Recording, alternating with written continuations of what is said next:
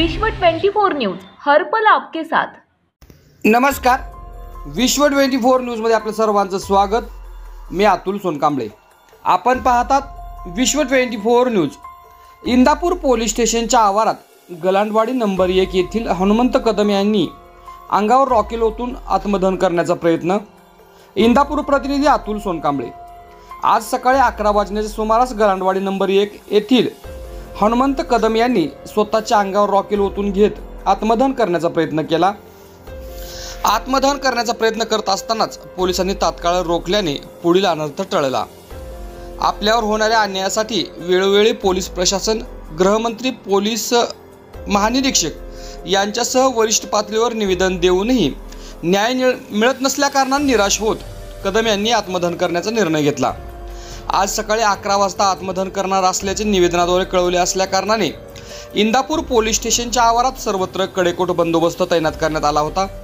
तरीही पोलिसांना चकवा देत कदम यांनी पोलीस स्टेशनच्या गेटमध्ये टू व्हीलरवरती येऊन अंगावरती रॉकेल ओतून आत्मदहन करण्याचा प्रयत्न केला। कदम यांनी ऑगस्ट महिन्यात 4 ग्रामसेवक, 2 विस्तार अधिकारी, 1 माजी सरपंच आणि 2 वकिलासह 14 जणांच्या विरोधात इंदापूर पोलीस ठाण्यात कलम 420, 468, 471 अंतर्गत फसवणुकीचा कटकारस्थान करून शासकीय कागदपत्रामध्ये छेडछाड केल्याप्रकरणी गुन्हा दाखल केला होता।